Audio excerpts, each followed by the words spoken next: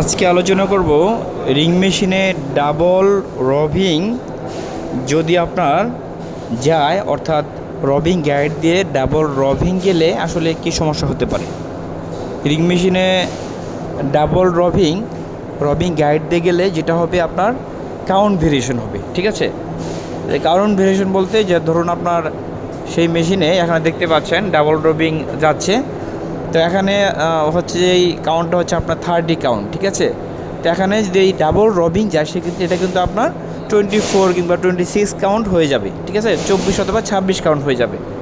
তো এই জন্য যারা অপারেটর আছে তাদের খেয়াল রাখতে হবে যাতে করে ডাবল রবিং না যায়। হ্যাঁ, অনেক সময় এরকম হয়ে থাকে। তো এই ডাবল রবিং গেলে আপনার কী হবে, এই কাউন্ট ভেরিয়েশন হবে, আলটিমেটলি আপনার মার্কেট থেকে ইয়ার্ন কমপ্লিট চলে আসবে।